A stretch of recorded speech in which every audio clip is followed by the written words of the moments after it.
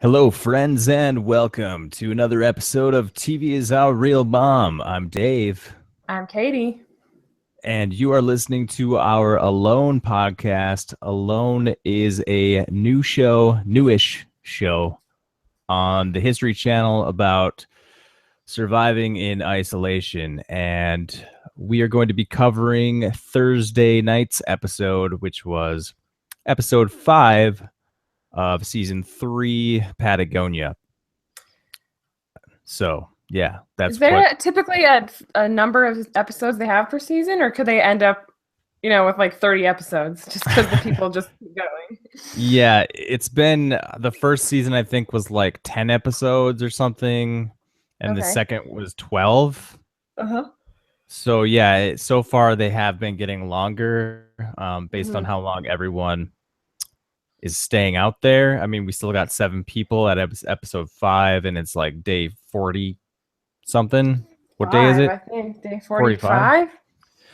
So yeah, this show could go on a while, I guess. I don't know. Sure seems like they're gonna be there for a while. But real quick, Catie, I gotta speak my mind here. Okay, let's hear it. I'm quitting the podcast. Why? I quit. Why would you do this? You have closure? Do you feel like you've found closure? I've been doing it for long enough. I've found closure, and I quit. I quit the podcast. Do you want to call and get a boat to come pick you up from the podcast? Yeah, I'm tired of this apartment. I would love to have a boat pick me up. All right, well, we'll send somebody out. Just kidding. I love the podcast. I'm not quitting the podcast. No, she had me going. She really had me going. Did she have you going? Yeah, Callie, she got me good. I did not see that coming at all. I don't do you think anybody did? Do you think anybody Well, if you've watched season 2, you know that there was a very similar storyline with Randy. He made this sweat lodge to come to the decision of whether or not to leave. Because I don't know, if you do that, somehow it makes it more a nobler decision. So I thought that that's what we were getting with Callie. I was like, oh God, the curse of the sweat lodge. It strikes again. But no, she was just messing with us. And I was wondering, I was like, why the hell would she leave? Like, Randy was struggling, but this girl's thriving out there. So when she said, this is when I knew I thought maybe she was joking when she made the call. And then she was like, yeah, it's me. Because typically they say, yeah, it's Callie, or yeah, it's Britt, or whatever. Not, yeah, it's me. Oh, so. Yeah, that's pretty sharp of you to pick up on that, because that's totally true. But I still didn't make the full connection until you just thought it was like a little off or something. Yeah, and also very astute of you to make the connection to how similar that is to what Randy did. I wonder if she actually did that with him in mind. Do you think like she was thinking of him? Pretty far to go. Maybe the fake out, like maybe she built the sweat lodge and then she remembered Randy, and that's why she did that. Yeah. But building a sweat lodge in order to make fun of Randy, that's going a little bit too far, because that's a lot of work. Yeah, no, she didn't. I don't think she would do that just to make fun of Randy, but right. Yeah, I feel like she was. Yeah, it was like actually probably a callback. It seems like with this show, people who go on the show do seem to have they've all like seen the season before and they recall the characters. So it does seem that way. It's not like Survivor where they don't necessarily know what went on the season before all the time. Yeah. So I think one of the most interesting storylines or threads of this episode is basically how they're juxtaposing Dan and Fowler against each other. That I thought this was a very interesting approach to the what they're showing us. What are your thoughts on the Dan Fowler sort of juxtaposition going on? Well, it took me a while to figure out that that's what they were doing, because they kept going back to Dan and then back to Fowler and then back and forth, and I was like, oh, okay, I see what they're doing here. But it's interesting because I feel like Dan, all he does is kind of sit there and talk about how his strategy's awesome and how people that put forth effort are dumb. So So the people in the editing room probably just had to find the person who was putting forth the most effort and like intercut it with Dan bitching about why he isn't doing that. Yeah, I think that's true, but it was really weird how like almost every specific instance that Dan brought up was something that Fowler, was doing. Like Dan was saying like don't hike up and down a mountain. That's stupid. And he's like, don't try to trap animals because like there's not that many like animals to trap, like fur animals, not a lot of those. So don't be wasting your energy doing that. Everything he's saying not to do is stuff that Fowler's doing. So yeah, that was just it was too perfect, I can see why they used it. But my big question is which way do you think this is going to go? Do you think setting up this storyline is more like pride before the fall for Dan?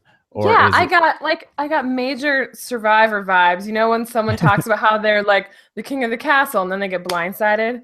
Like that's the kind of vibe I was getting from Dan. Because I mean, he kept saying that he was feeling positive, but like everything that came out of his mouth was not positive. Like, did you get a positive vibe from him? Like he was very like angry, and I didn't know why. Like, you're not competing with anybody, but in his mind, he's trying to justify what he's doing maybe by not working very hard. But it's funny that he's doing that even though he has no idea what those other people are doing. He's competing with them, but they're not even there. That makes a lot of sense. I think you might be onto something there, that he is sort of justifying his own behavior. And it is interesting that you point that out. I get a similar vibe that he's talking about being positive, but the sort of tone behind it is almost like kind of angry and competitive, and right. It should be interesting to see which way it goes, because I don't know.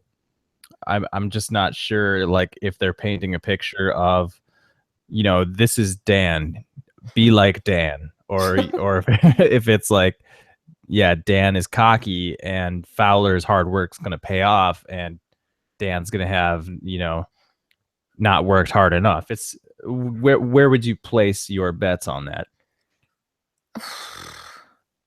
I don't know. It's a battle between what I kind of want to happen and what I have been groomed to believe is going to happen. Like, I feel that I really want Fowler to do well, but I see all the effort that he's putting in, and it's going to catch up to him. It's already kind of catching up to him. Yeah. They already showed him in this episode, like, collapsed on the ground, like, not able to move because he's so like burnt out. Yeah, so that's not good. But like, it's not going to get any better. Once you get some food, it can turn around like that. Just like once you stop getting food, it turns around like that. So I don't know. I think I'll remain positive and say that Fowler's gonna come out on top. I just want to see how his shelter's gonna turn out. It looks awesome. Yeah, I want to see it completed. Yeah. I'm pretty much in the same boat as you. There's one scenario I want to happen, which is I want to see Fowler do well. But I also, if I had to place my bets right now, I would say Fowler burns out based on the reasons that Dan was giving, and Dan lasts longer because he's just like conserving energy more. As boring an outcome as that is, I don't know. That just seems to be the way things are going. Yeah. So speaking of not finding food, let's talk about Dave for a second. Oh, I'm worried about him. I feel like his little crazy spark is gone. I'm a bit concerned. Oh, but he did get a fish, right? He got a fish. I think he got one, but didn't he? Let's see. Yeah, didn't he get one when he started fly fishing? He was he started fly fishing, then he got a really big fish, and he ate the eggs right out of her. Just would you eat slurped that? Him right up. No, I mean caviar. I guess in that situation maybe, but I would probably cook everything first. Right, it's a little risky. It's like you've waited so long to eat, and all of a sudden it's like blah, and then it's just. Yeah, he went Gollum on that fish. You did. But yeah, I thought I was a little concerned about Dave in the first part of the episode too, It kind of looked like he was losing his mind a little bit. Well, to And be fair, I think it was already a little bit yeah. on its way Uh, out. yeah, but I don't know what was going on. He was in the middle of fixing his camera, and like he's like, okay, everything's good, and then he just starts bawling, like, and then he's just crying, and then he's just like, I'm so hungry. So I guess that's all it is. He's just like starving his ass off, and it's making him really emotionally raw. I guess that's what's Tightening happening. his quirks, perhaps. Yeah, and he's really showing his age too. Like when Yeah, dude, you he know, looked emaciated. He looked like a prisoner. yeah, and he didn't look old or aged or bad or any ugly or anything. But when Where are when you he went going with out there, this? I guess he didn't look that bad when he went out there. But like No, the effect it's having on him physically, it's pretty it's alarming. noticeable. Yeah, I Yeah. completely agree. I was looking at him and I was just thinking he looks like he's been a hostage for like 6 months in a basement, dark basement somewhere. Yeah. I thought it was interesting with Dave too. They used that opportunity to talk about this. I don't know if I'm saying it right. Hantavirus or something like that. Yeah. Hantavirus. Yeah. Um, I don't know exactly what that is. Did you look that up? it's a. I don't know what it is either, but it's a virus that apparently rodents out there carry. And Yeah, that sounds plaguish. I wouldn't touch yeah, anything like that. sounds like the plague. Yeah. So because of this, they are unable to eat any rodent type creature. I guess we're talking about like squirrel type animals like that, rats. Squirrels, mice. Does that include rabbits? I don't think Are rabbits so rodents? because they've been actively trying to get rabbits, so I don't think Okay. that counts. And foxes. Foxes aren't rodents. They're in the dog family, right? Yeah, something like that. Okay. Canine Sure. family. Okay. Um, but yeah, Dave was saying that it's not fair because if he was able to be eating these rats and mice, he'd be doing fine. But Well, life's not fair. I thought of this. what what if you were eating these rats and mice and you contracted hantavirus? You're not gonna like survive, you Yeah, it know? doesn't sound like something you're meant to endure. I Yeah. think they obviously are doing it for their own protection. But they can't enforce it. Like last season, didn't something similar happen? There was something in the shells, a certain kind of shellfish, and Jose risked it and ate it because he was so hungry, Yeah, and he was fine. it was like the Red Sea virus or something like Read that. something, but Red yeah, something. I wouldn't. I mean, I wouldn't touch anything that they told you not to touch, Yeah, I mean, especially a to rat. me, yeah, to me that's part of survival. They're helping you survive by telling you not to eat. It's like you're actually cheating. They're giving you an Right? advantage by Yeah. telling you don't eat this or you will die of this virus. That's like if that dude in Into the Wild had somebody over his shoulder saying, "Hey, don't eat those berries. They're probably going to kill you." That would Yeah, have been nice. exactly. So yeah, I don't know. Yeah, no, it's for their own good, and I know you probably get to a point where you just think everything's not fair when you're out there when you're that hungry, but it's for the best.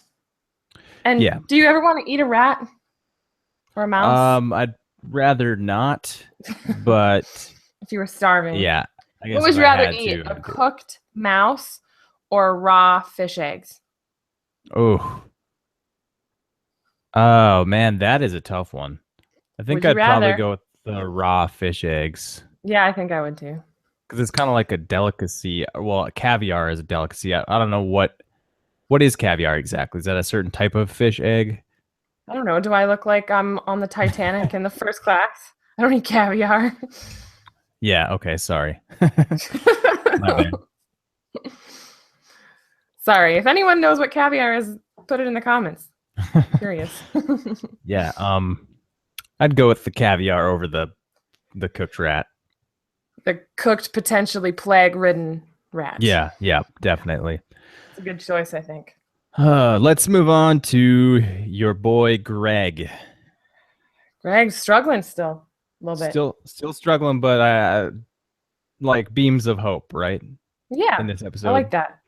He caught a fish. I was very happy for him. That little raft, he just kept going, even though you could see, like, dragging that log, you could see how much energy that took out of him. Yeah. But you got to put forth energy to get something. So yeah, and it worked out for him. Turns out that was the right call, because when he got to the river, I don't think it took him long to catch a nice big fish.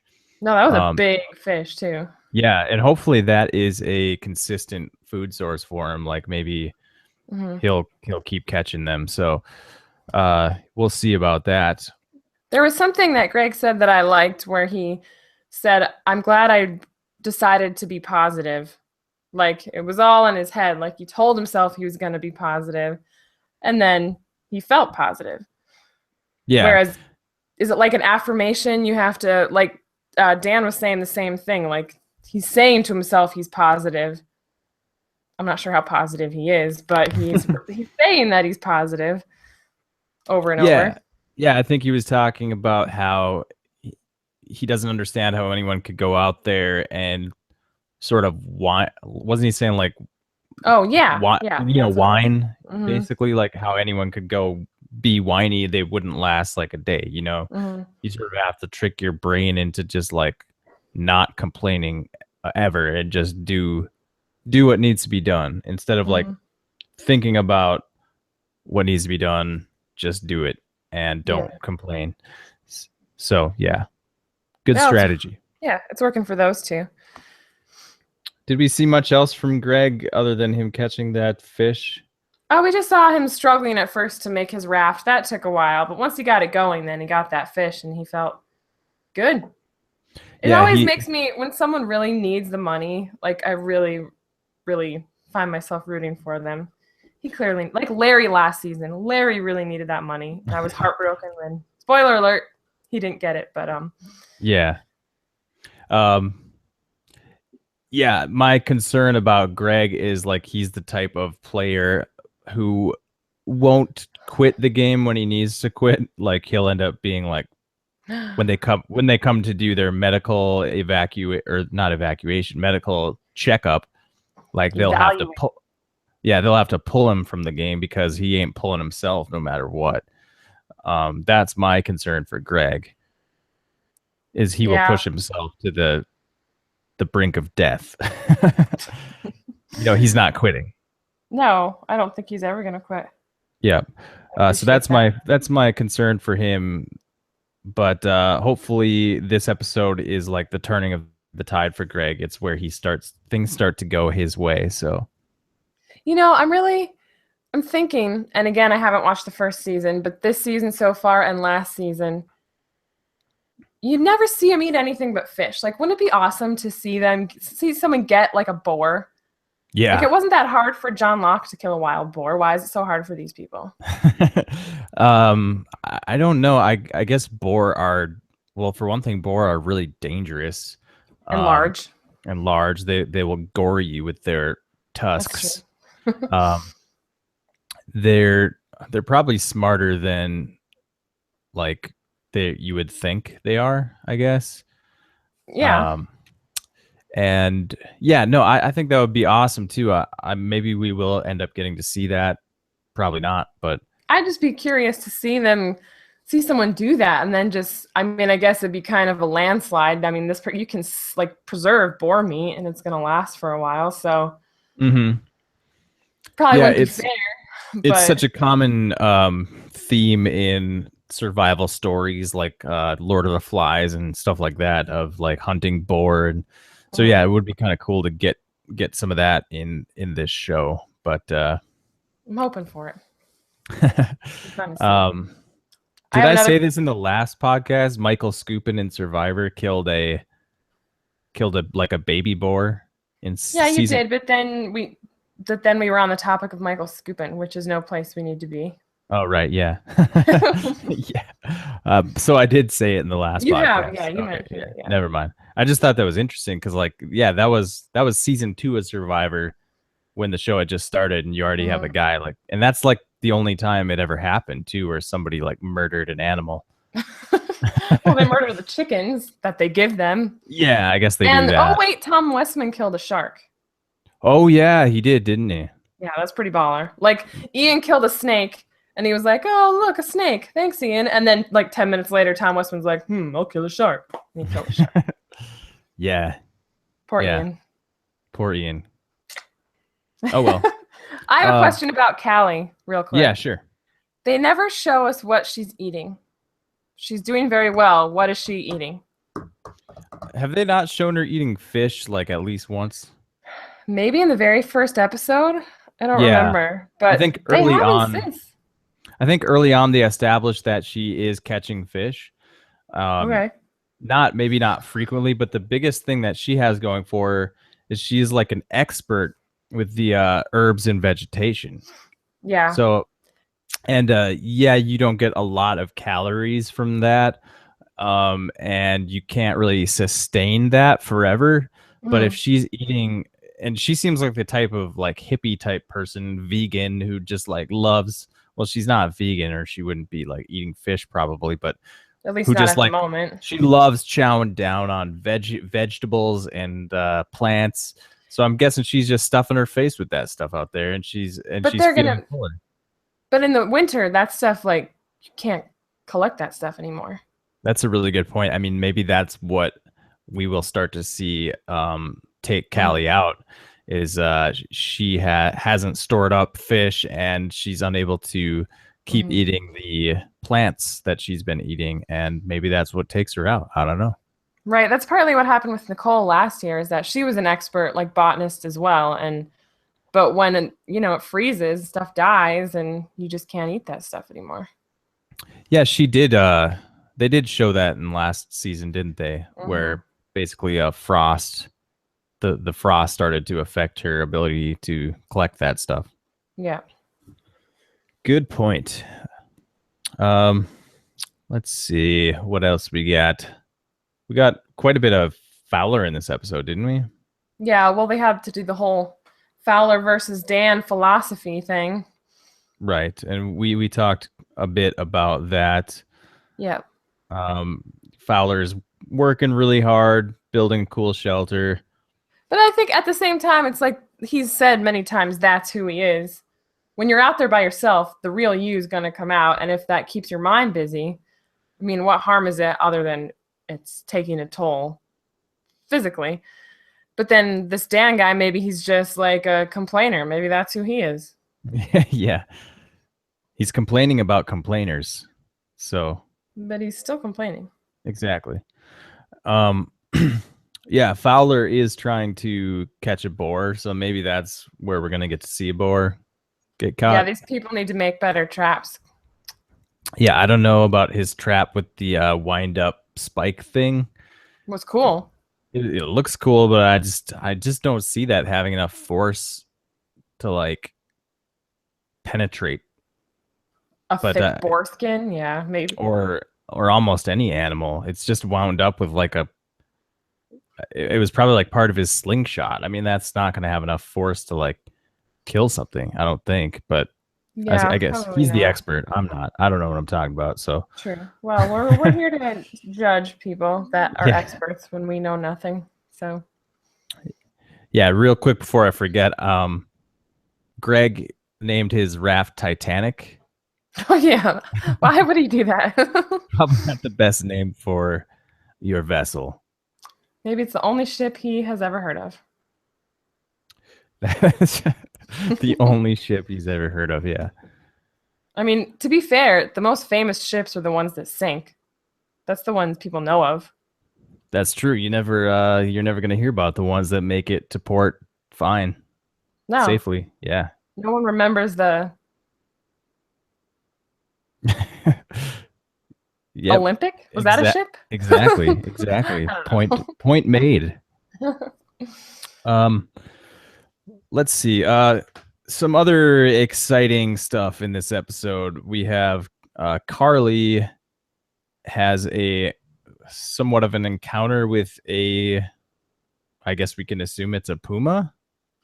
Did they ever show what that was? Did they just drop that like they do everything else? Well, they showed like the eyes and oh yeah, it must have been a puma then. The glowing eyes. I mean, there's really not much else that could be. What did you think about her whole philosophy on pumas? I thought it was a little bit terrifying. Yeah, I don't know, it's very brave of her to think that way, but it's also pretty logical too. If you think about it, she's got a point. It's like, what is it again? Well, basically, there's no reason to worry about it because if you can see it, it's not after you. It's not. It's not gonna let you see it if it wants to hurt you. So if you see it, it's not trying to kill you. And if it's trying to kill you, you're not gonna see it. You're just gonna be dead. Yeah, you're just gonna be dead. So don't worry about it. Just like. God, I would never go to this place. I can't believe these people do this. It's amazing. Yeah, well, I mean, that's just the way pumas and predatorial. Is that a word? Predatorial. Predatory. They're cats. That's the way they do things. They just like they're sneaky and they get you from behind. So that's true, or above in this case. Yeah, exactly. But yeah, I think she was trying to camp out on the beach, like sleep out under the stars or whatever. Yeah, she said she wanted to do it at least once, but then she saw a puma. So I'm guessing she's probably never going to do it again. Yeah. And she heard like bird noises. Alarms. Yeah, puma, alarms. Puma. Basically, exactly.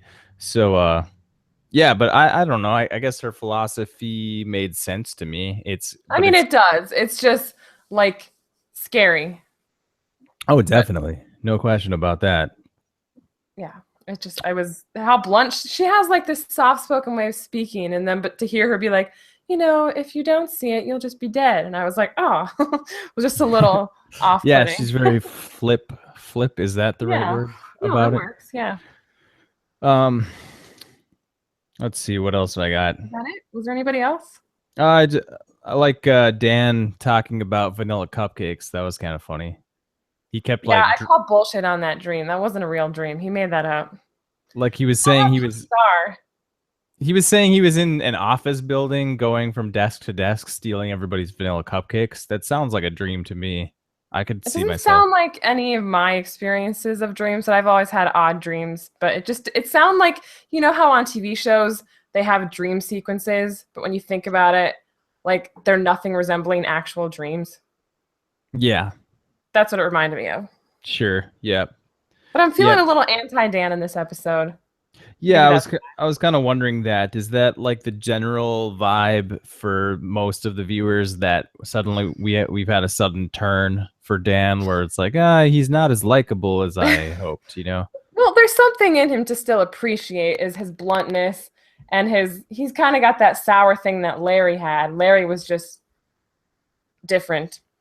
But but like he's angry, and I like that in Larry, but for some reason I don't really like it in Dan, because I guess with Larry he was really trying and he was working hard and he was fighting against the demons in his own mind, but Dan's just like, I'm here and I'm just gonna sit here and I don't care if you don't like it. I'm smarter than you. I don't know. It's just not that likable. There's a little bit more of an arrogance with Dan, and I think that's what's really starting to come through. Mm-hmm. And it's not a good look for him. But to be fair, I think he knows that. Like he has... Oh, for sure. Yeah. Let's see. I got Dave said he is turning 50 in 6 months' time, and he wants to do it in Patagonia. He's not going to be there in 6 months. There will be nothing left of the guy. I think his collapse on the rocks is coming sooner rather than later. I keep forgetting about that. Yep. Have you ever gone back and watched that part yet? No. I don't watch previews or anything. I kind of like just going in and... Yeah, I don't either, but I remember that part, and I'd like to go back and watch it because it's... Yeah, I guess I should go back and watch it because you had such a vivid memory of it, and I had no memory of it. So yeah, Alone has never done that, an edit like that before, so I just find it very strange that they did that. So I don't know, and maybe I completely misread it, but maybe you hallucinated it. Maybe it was a dream. Yeah, maybe I'll just have to look around for vision. vanilla. You had a vision of Dave winning, but then I'll just look around for vanilla cupcakes, and I'll know I'm dreaming. In an office building. Yeah. Yeah. Let's see notes. Looking at my notes. Yeah, I think we We've covered everybody. pretty much covered it. We talked about Callie faking the quit and how she's crushing it. She made a sauna. That's yeah. Do you want to make And a call she's on who's the next to tap? Sure. Yeah, do you have someone in mind? No, I just thought it'd be a fun game to play because it's like people aren't tapping; they're just hanging in there. Yeah. I mean, Fowler looks like he's in trouble. I get that.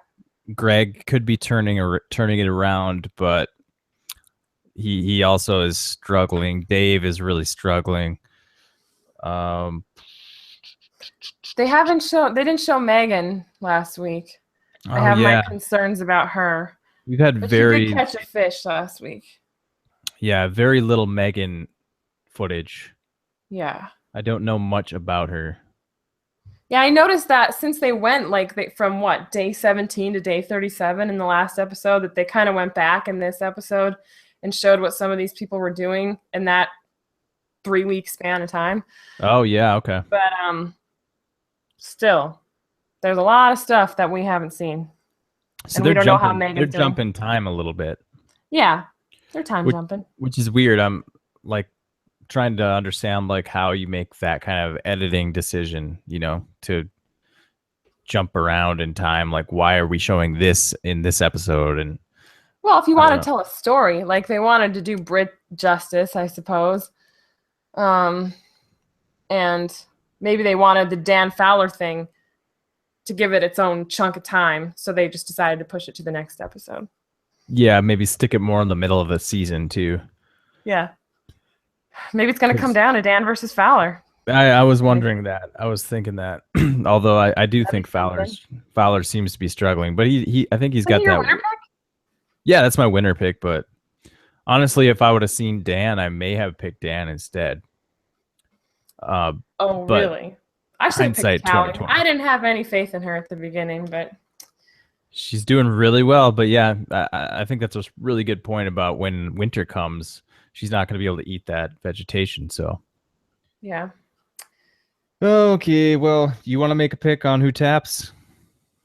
I guess I'll pick Megan. I think that's what I've been thinking the last couple of weeks, but right. I didn't show her this week, but I still think people with kids at home. That's what concerns me. I don't know. I think I might pick just like random pick. I'm gonna pick Carly. Like she just that's a good pick. She just quits randomly for some stupid reason. I don't know. Possible. The women are quitting. Not yet. This is what we're projecting. Maybe it's going to be 3 women standing. Yeah, that'd be friggin' awesome. The 3 people that have gone so far have been dudes. So. Yep, that's a good point. But now the women are going to start tapping in. She's tapping in. Tapping into life. Tapping into yeah. Well, however you got to look at it to tell yourself you did the right thing. Right. All right. You got anything else in your notes there? No, I think that covered it. All right. Well, I think that does it for this episode of our podcast. We will pick it up again next week, probably this weekend sometime, maybe Saturday, Sunday, Monday. So one of those 3 days. Well, you're always watching the football.